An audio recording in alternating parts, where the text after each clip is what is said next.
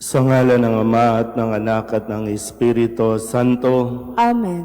ang pagpapala ng ating Panginoong Hesus Kristo, ang pag-ibig ng Diyos Ama, at ang makikipagkaisa ng Espiritu Santo naway sumainyong lahat. At sumaiyo rin. Mga kapatid, aminin natin ang ating mga kasalanan upang tayo'y maging marapat gumanap sa banal na pagdiriwang. Inaamin ko sa makapangyarihang Diyos at sa inyo mga kapatid na lubha akong nagkasala sa isip, sa salita at sa gawa at sa aking pagkukulang. Kaya isinasamo ko sa mahal na Birheng Maria, sa lahat ng mga anghel at mga banal, at sa inyo mga kapatid, na ako'y panalangin sa Panginoong ating Diyos. Kaawaan tayo ng makapangyarihang Diyos, patawarin tayo sa ating mga kasalanan at patnubayan tayo sa buhay na walang hanggan. Amen. Panginoon, kaawaan mo kami. Panginoon, kaawaan mo kami. Kristo, kaawaan mo kami. Kristo, kaawaan mo kami. Panginoon, kaawaan mo kami. Panginoon, kaawaan mo kami. Manalangin tayo. Ama naming makapangyarihan, sa pagdiriwang namin sa pagsilang sa kalangitan ng Obispong si San Buenaventura, umunlad nawa kami sa karunungang itinuro niya upang matularan namin ang maalab niyang pag-ibig sa iyo sa pamamagitan ni Jesucristo, kasama ng Espiritu Santo, magpasawalang hanggan. Amen.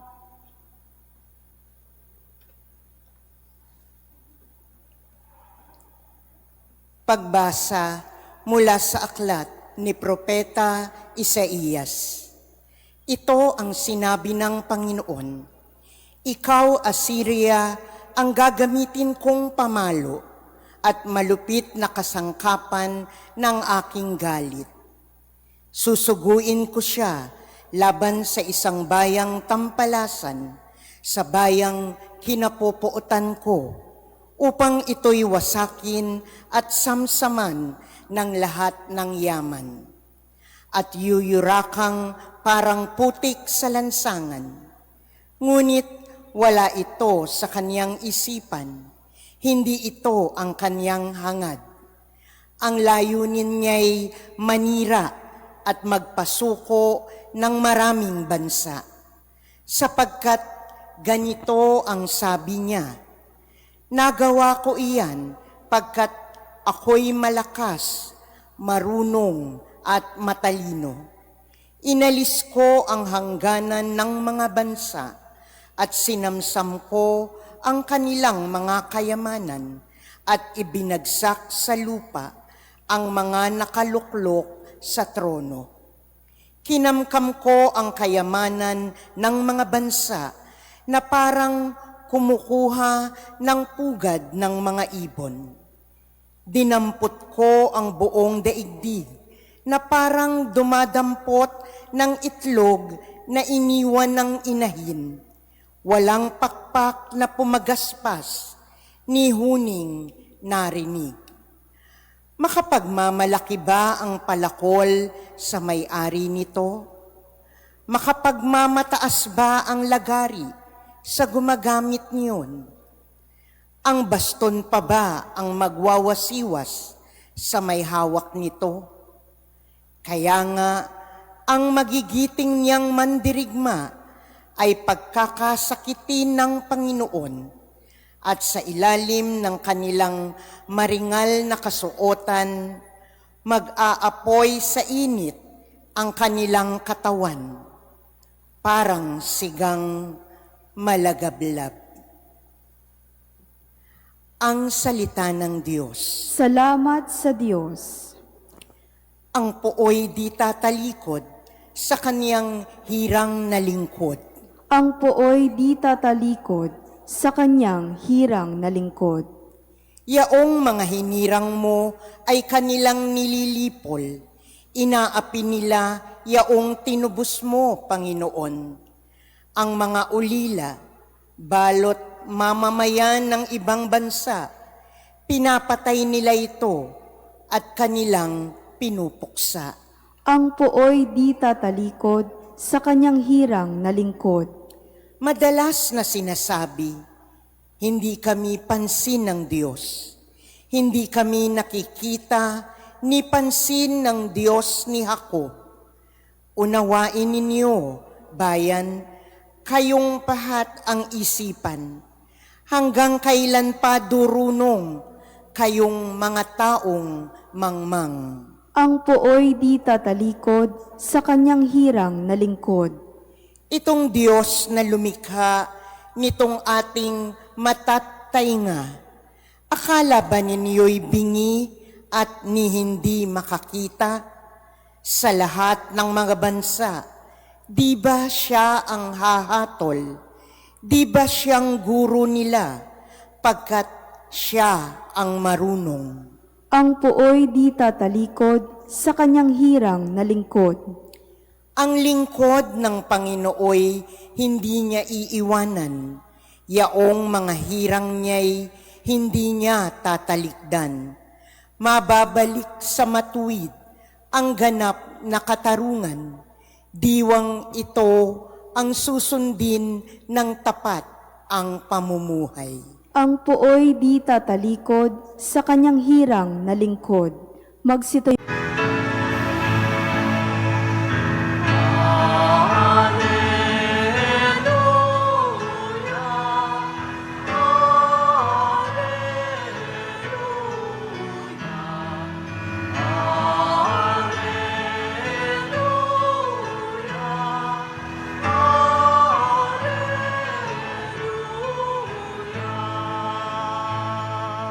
Papuri sa Diyos Ama, pagkat ipinaphayag niya, hari siya ng mga aba.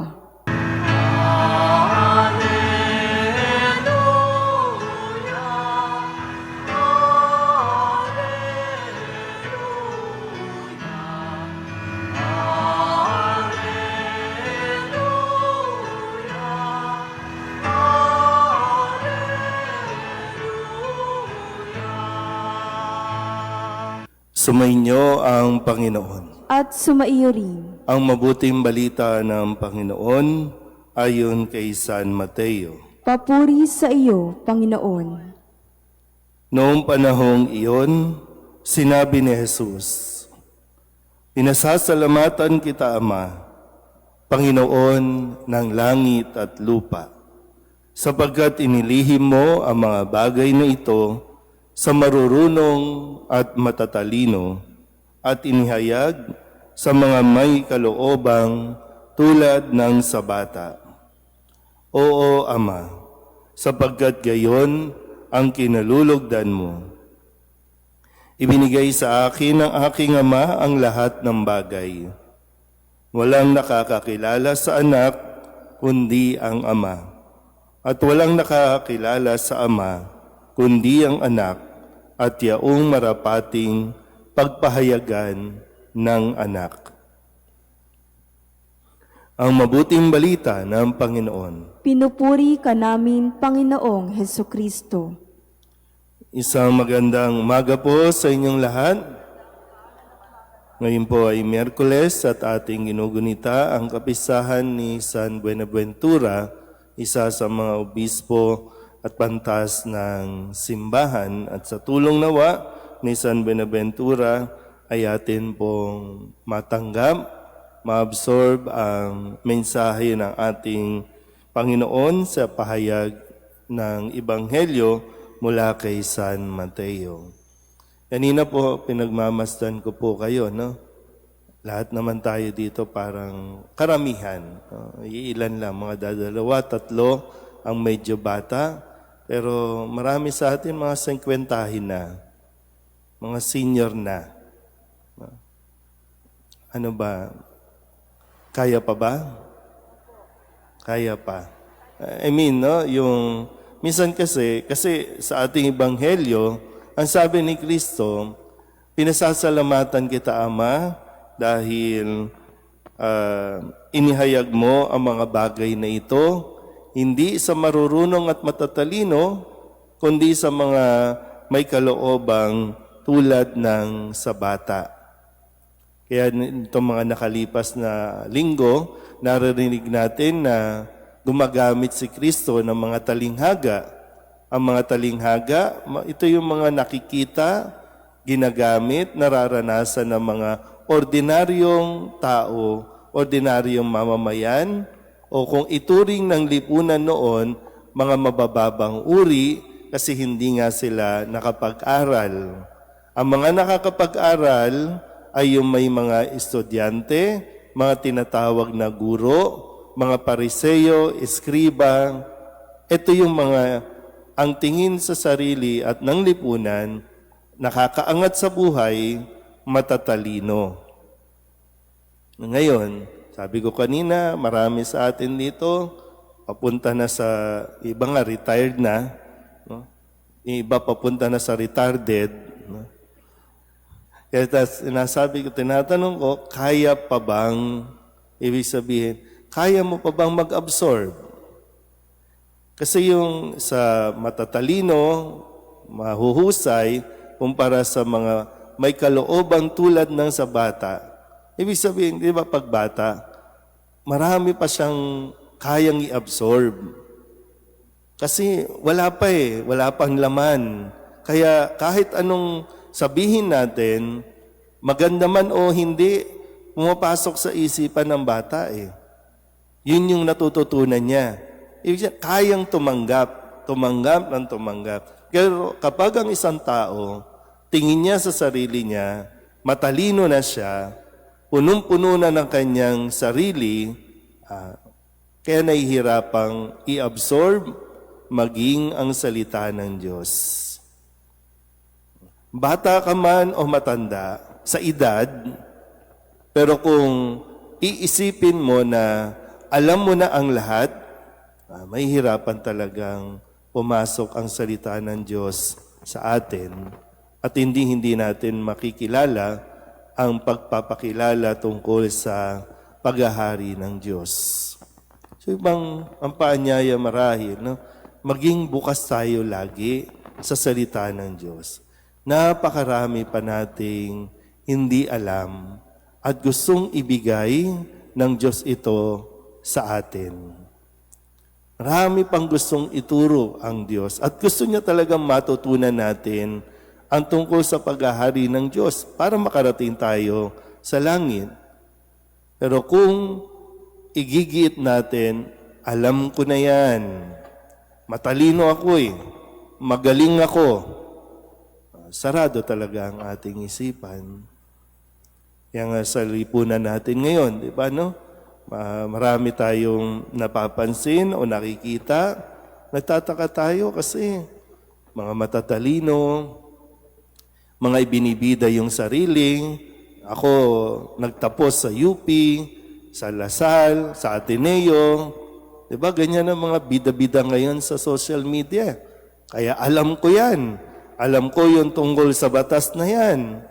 Pero bakit parang mga mukhang tanga naman itong mga to, no? Parang ang hirap kausap, ang hirap tumanggap ng paliwanag, ang hirap umintindi ng tama at mali. Kasi yung mali, gusto nilang gawing tama. Yung katotohanan, gusto nilang gawing kasinungalingan. Kasi nga, iniisip na matalino tayo, kayang-kaya nating baguhin, kayang-kaya nating palitan ang katotohanan ng kasinungalingan. Kaya, ang gulo-gulo ng lipunan natin, ang dami kasing matalino, ang daming nagtatali-talinuhan. Ang paanyaya, sana bumalik tayo sa kalooban ng tulad ng sa bata. Yung babalikan mo, yung karanasan mo noon, no? Na tayo, bata pa tayo, madaling turuan, madaling tumanggap ng instructions, lalo tigit, madaling sumunod.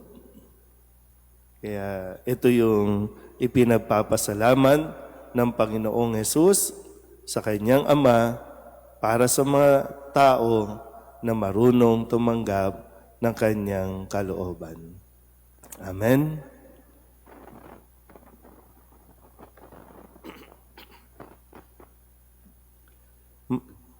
Ibinunyag ng Ama ang misteryo ng kaharian sa mga maliliit. Manalangin tayo sa Diyos na nagpapahayag ng kanyang pag-ibig sa mga maliliit at mabababang loob. Dalhin natin sa ating Amang nasa langit ang lahat ng ating pangangailangan na may buong pananalig sa kanyang mapagmahal na kalinga. Ang ating itutugon, Panginoon, dinggin mo ang aming panalangin. Panginoon, dinggin mo ang aming panalangin.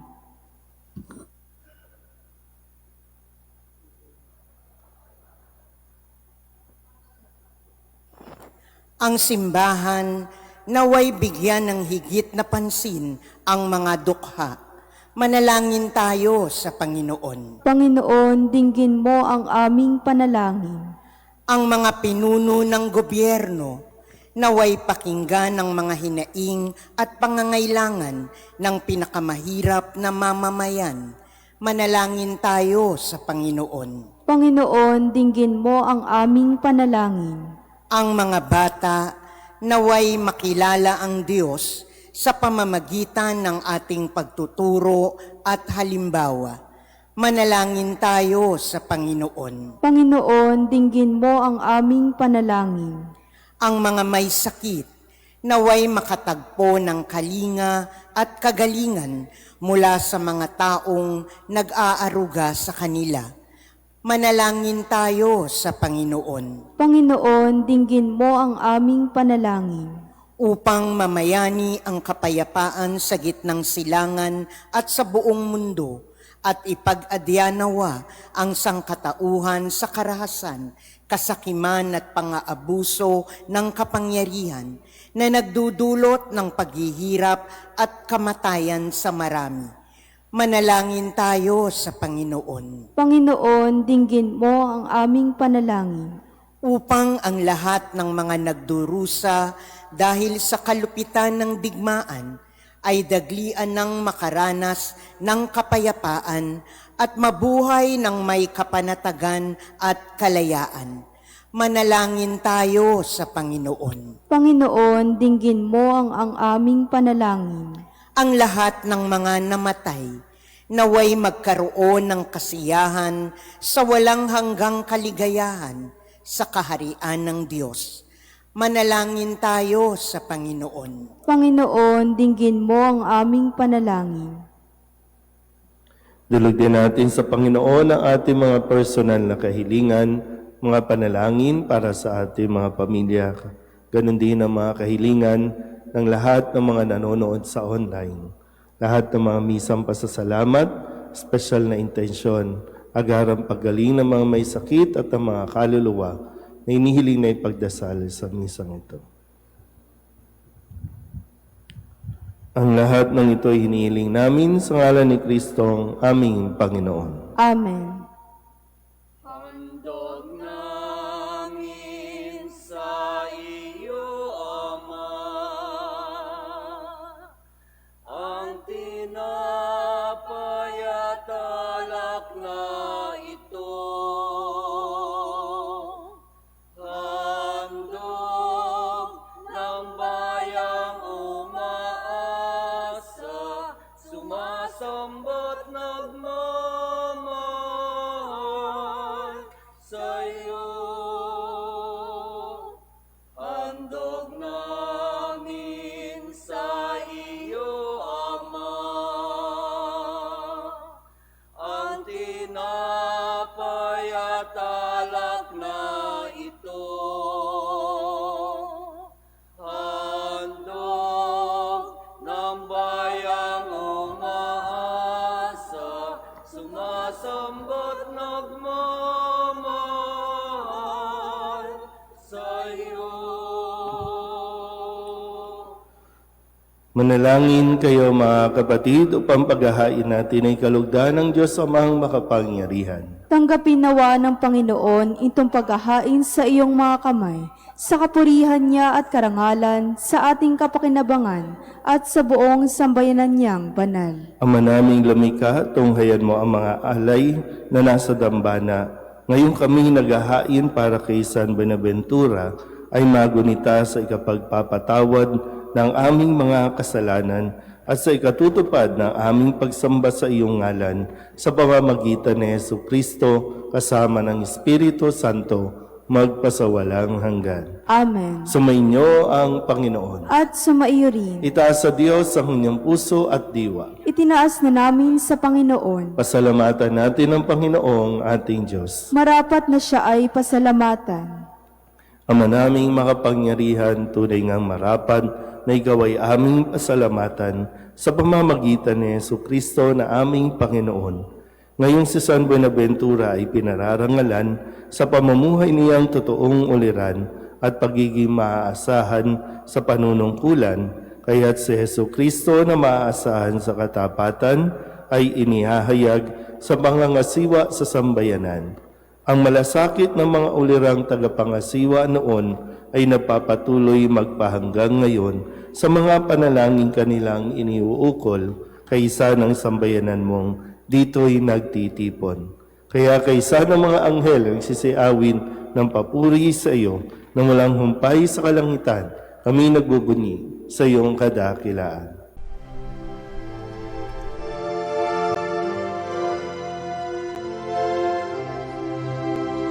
Santo, Santo, Santo, Panginoong Diyos makapangyarihan, napupuno ang langit at lupa ng kalwalhatian mo. Hosana sa kaitaasan, pinagpalang na paririto sa ngalan ng Panginoon. Hosana sa kaitaasan.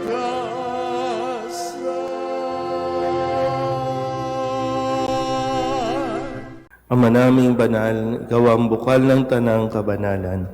Kaya't sa pamamagitan ng iyong Espiritu, gawin mong banal ang kaloob na ito upang para sa aming maging katawan at dugo ng aming Panginoong Hesu Kristo. Bago niya pinagtiis ang kusang loob na maging handog, hinawakan niya ang tinapay, pinasalamatan kaniya, pinaghati-hati niya iyon, iniabot sa kanyang mga alagad at sinabi, "Tanggapin ninyong lahat ito at kanin, ito ang aking katawan na ihahandog para sa inyo."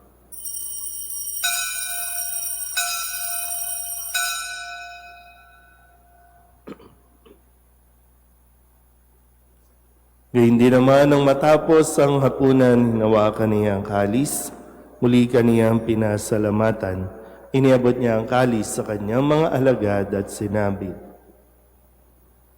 "Tanggapin ninyong lahat ito at inumin. Ito ang kalis ng aking dugo ng bago at walang gantipan. Ang aking dugo na ibubuhos para sa inyo at para sa lahat sa ikapagpapatawad ng mga kasalanan. Gawin ninyo ito sa pag-alaala sa akin."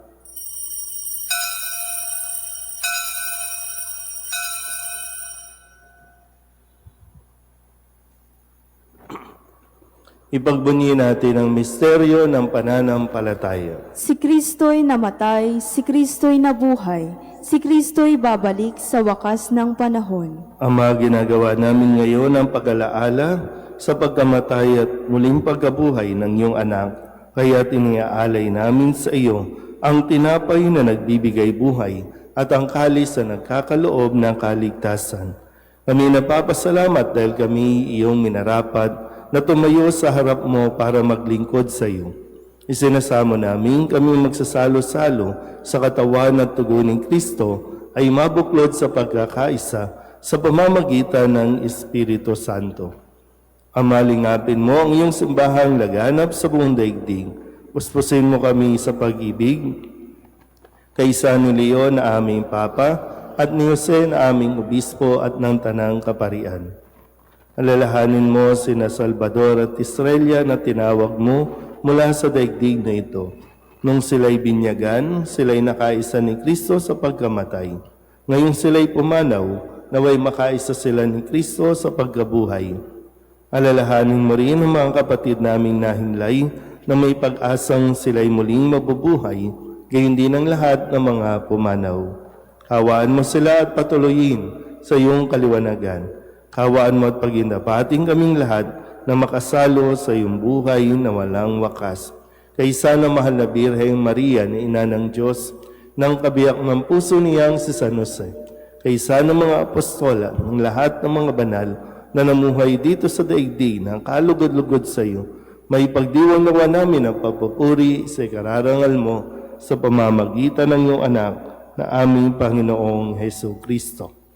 Sa pamamagitan ng Kristo, kasama niya at sa Kanya, ang lahat ng parangal at papuri ay sa iyo, Diyos amang makapangyarihan, kasama ng Espiritu Santo, magpasawalang hanggan. Amen. Amen. Amen.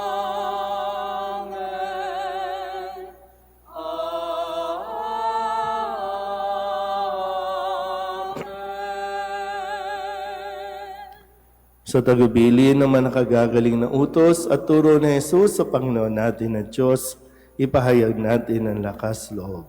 Ama namin, sumasalangit ka.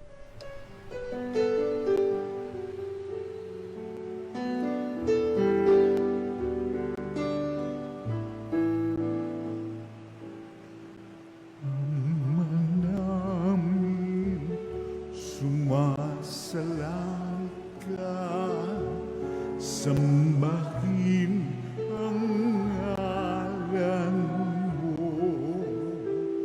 mapasamin ang kaharian mo, sundin ang loob mo. Dito sa lupa para ng sa langit, bigyan mo po kami ngayon ng aming kakanin sa araw-araw at patawarin mo kami sa aming mga sala, para ng pagpapatawan namin sa nagkakasala sa amin. At huwag mo kaming ipagdulot sa tukso, at yadya mo kami sa lahat ng masama. Hinihiling namin kami iadya sa lahat ng masama, pagkalooban ng kapayapaan araw-araw, iligtas sa kasalanan, at ilayo sa lahat ng kapahamakan, samantalang aming pinananabikan ang dakilang araw ng pagpapahayag ng tagapagligtas naming sa Hesu Kristo. Sapagkat iyo ang kaharian at ang kapangyarihan at ang kapurihan magpakailanman. Amen. Panginoong Hesu Kristo, sinabi mo sa iyong mga apostol, kapayapaan ang iniiwan ko sa inyo, ang aking kapayapaan ang binibigay ko sa inyo. Tunghen mo ang aming pananampalataya at huwag ang aming mga pagkakasala.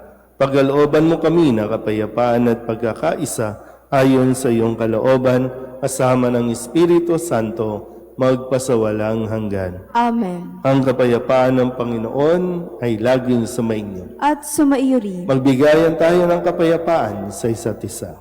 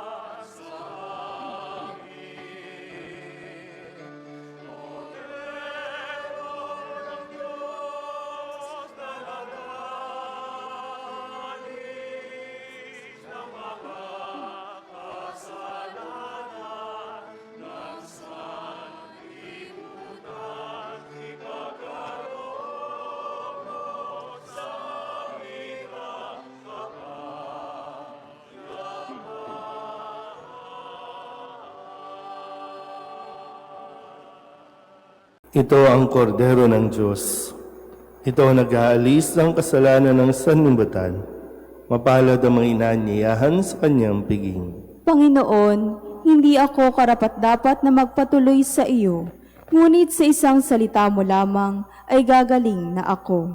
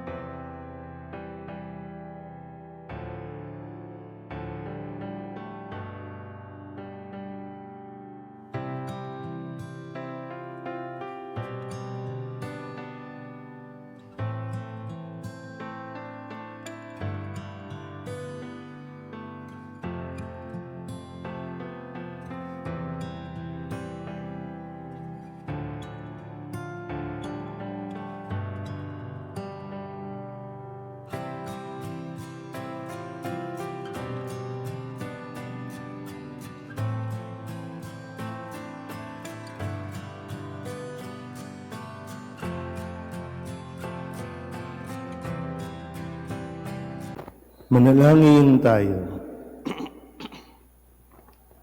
Ama naming mapagmahal, kaming nagsipakinabang ay dumadalangin ang pinananaligan ng uliran naming si San Jose o San Buenaventura ay maipahayag namin at ang itinuro niya ay magawa namin ganapin sa pamamagitan ni Jesucristo kasama ng Espiritu Santo magpasawalang hanggan. Amen.